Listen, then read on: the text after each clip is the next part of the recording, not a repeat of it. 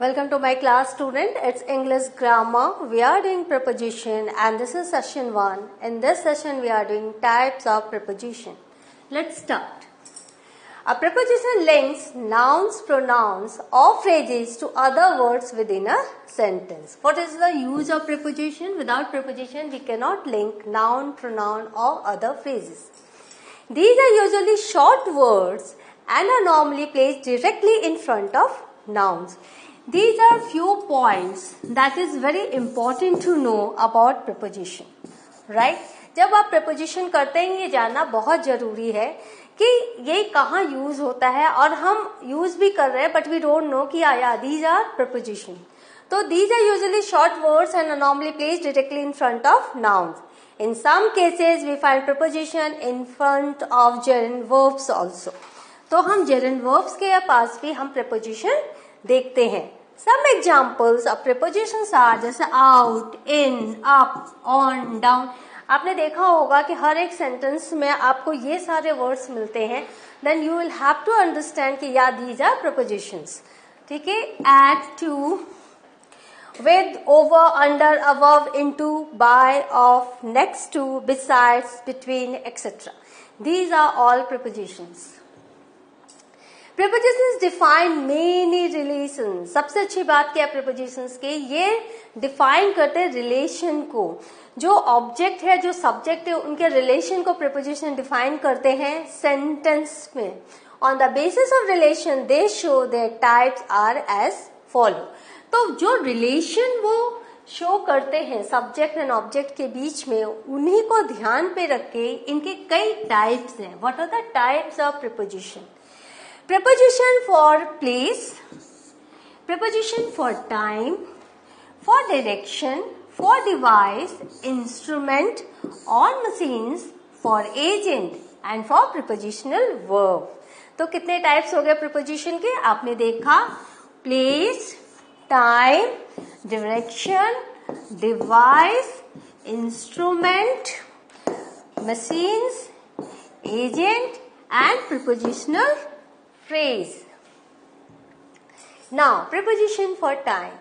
In, on, at. यदि आपको time दिखाना है sentence पे, तो आपको prepositions कौन से लगाने होंगे? वो in, on, at हैं. Use of in. जब हम month of year दिखाते हैं, year देते हैं, season का हम जब जिक्र करते हैं, तो हम एक particular time जब हम बताते हैं, तो हम in का use करते हैं. Particular time, month, year और season. In June, in 1995, in morning, in first week of March, in summer, etc.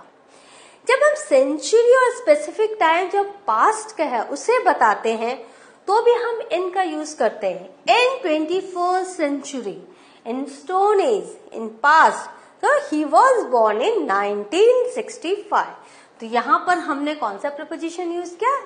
In, जो कि समय बता रहा है 1965.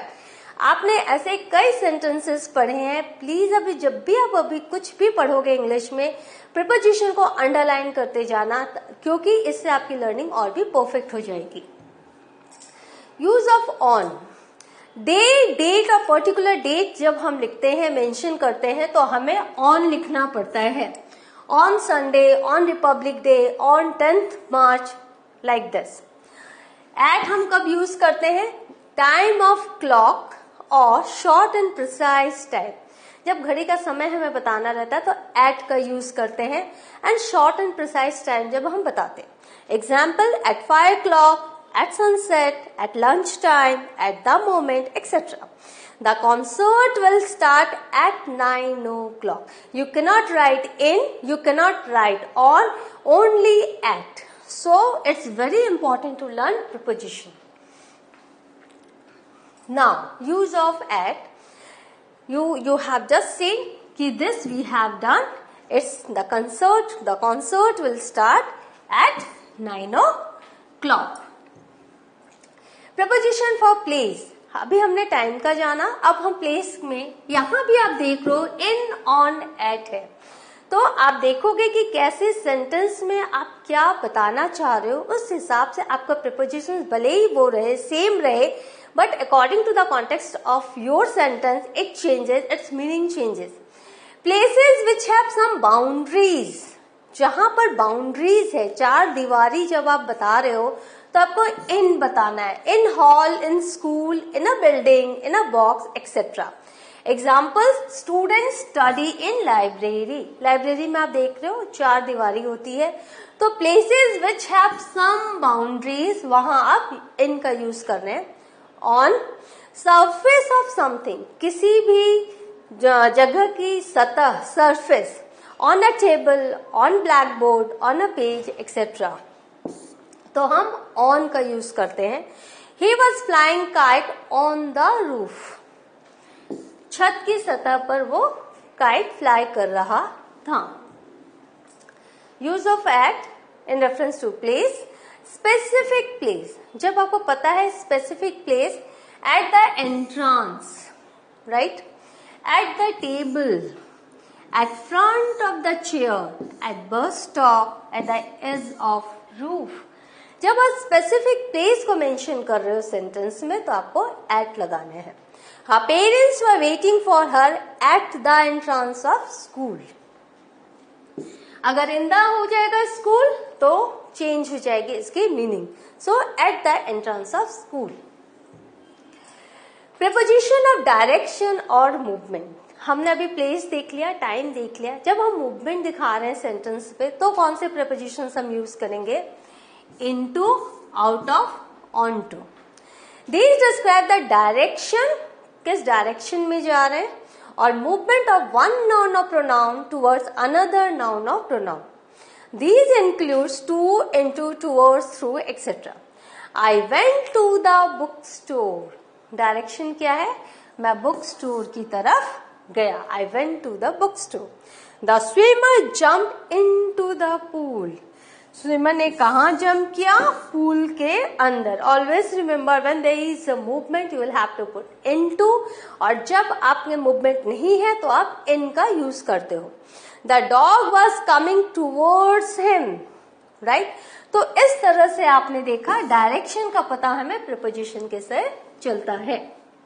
Prepositions of manner, on, in, with, by, किस तरह से हम रिलेशन है नाउन प्रोनाउन का, सब्जेक्ट या object. These describe the way or means by which something happened or happens when used in a sentence. Example, he goes to work by train. वो कैसे जाता है काम के लिए? वो by train जाता है। I came there in a taxi. The boy speaks like an old man. तो आपने देखा कि इन यहां भी है, लेकिन यहां पर उसका जो कॉन्टेक्स्ट है, इसका जो रेफरेंस है वो चेंज हो गया है, मीनिंग चेंज हो गया है। बट प्रीपोजिशन इन आपने टाइम में भी देखा, प्लेस में भी देखा, और आप मैनर में भी देख रहे हो। Prepositions of measure, of, by, तो हम मेजरमेंट जब करते हैं तो भी हम प्रीपोजिशंस का यूज करते हैं। These connect the quantity of the noun with the noun itself when used in a sentence. तो ये नाउन के क्वांटिटी को बताता है, जबकि सेंटेंस में जब हम नाउन को हम यूज कर रहे हैं। For example, I bought a pound of चीज, कितना हमने चीज लिया? पाउंड ऑफ चीज today. 1/3 of the students were present in the class. तो जब हम मेजरमेंट कर रहे हैं तो भी हम क्या कर रहे हैं? ऑफ का यूज कर रहे हैं। This shop sells cloth by the yard, है ना, bye metre, bye yard.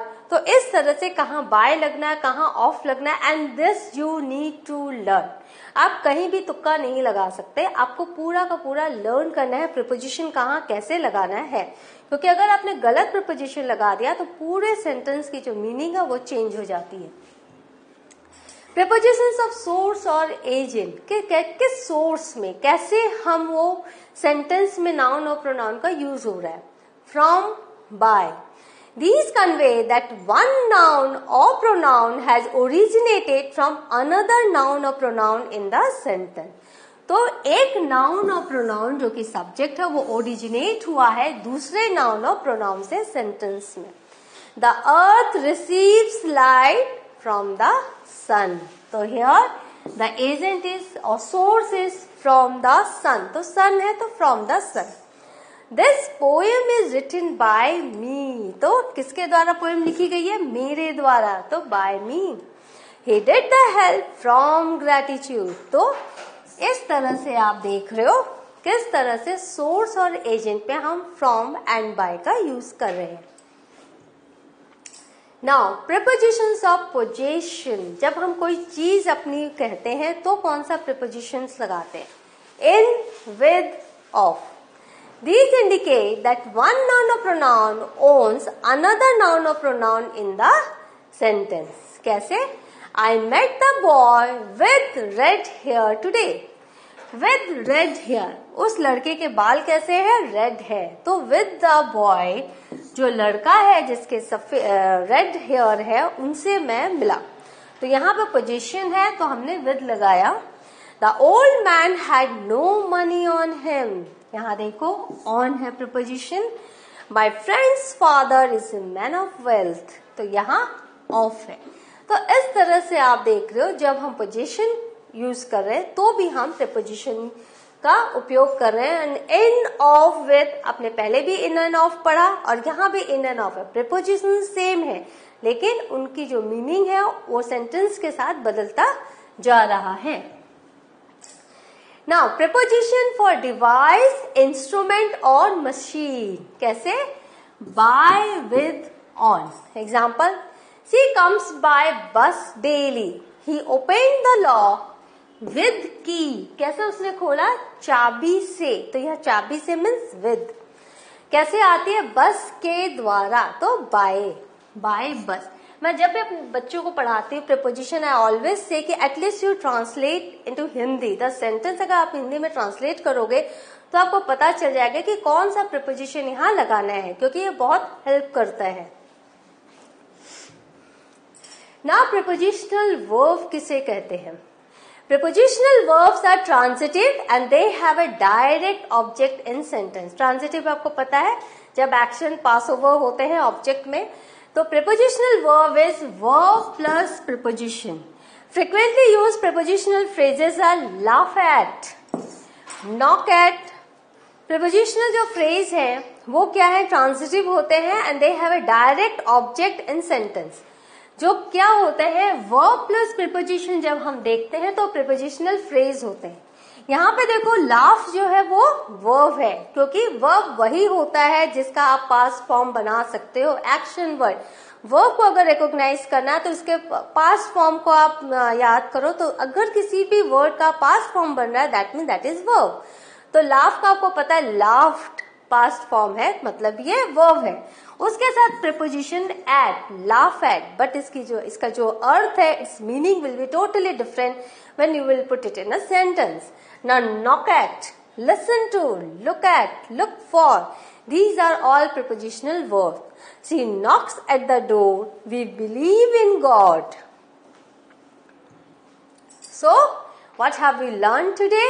We have learned preposition and what are the types of prepositions. We have seen many examples and in this way you will have to understand preposition, where to use it, how to use it, and then be perfect in this chapter, in this topic. I'll meet with you in the next class. Till then, take care, do the revision. Thank you.